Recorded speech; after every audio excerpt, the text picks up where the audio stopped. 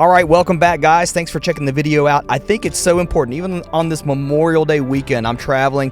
I think it's important enough, and I'll ignore the weird looks with the mic set up in the car, but I think it's worth noting the big impact that the storms are going to have, not just today, but into tomorrow. And new data that I was just looking at shows that these storms are going to be stronger. Now, we've had some big storms in parts of the Northeast into Pennsylvania and New York today, also across the South.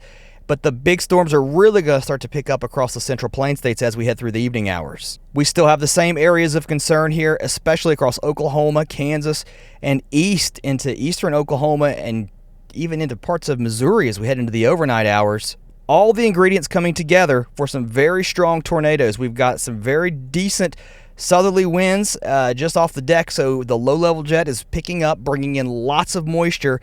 We've also got winds in the upper levels coming in out of the west. And if anything, as we go through the evening and into the overnight, the wind shear just picks up here and for areas further to the east. Now, I think, it looked like it was a primary wind threat. A couple of the short-range models, especially the HRRR, indicating that we could be seeing more of a tornado risk too, especially into Missouri. We're going to look at that in just a second. Let's talk about the plains tonight. Here are your storms. They're going to start out as supercells from Nebraska down into Texas, Oklahoma, and Kansas.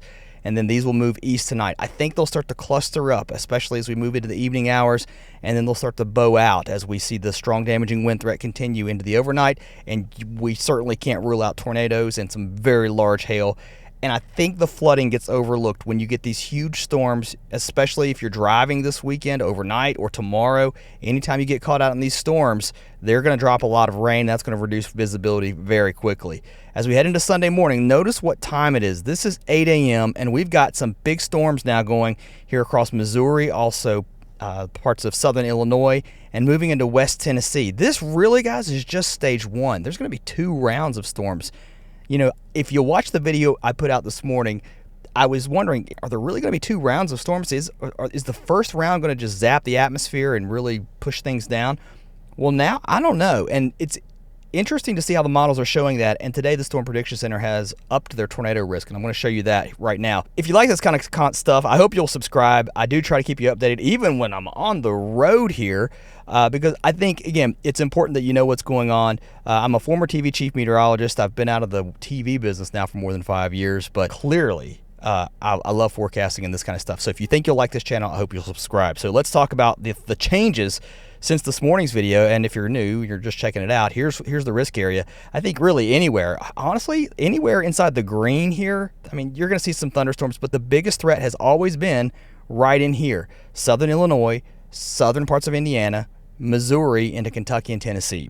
And I think that's going to be it's going to end up how it pans out. The change from this afternoon, and I do believe this is because we're seeing much stronger data coming in, that jet streak that's moving across the plains is going to continue to push to the east, and we're going to see that low-level wind come in like this.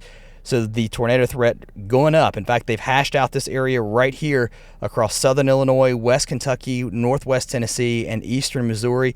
And do not let your guard down. I promise, every time I show these maps, people just say, oh, well, I'm not in a hashed area. Listen, honestly, anywhere in this box is at risk of seeing tornadoes tomorrow. Clearly, the highest risk areas are marked, but you need to be weather aware on Sunday.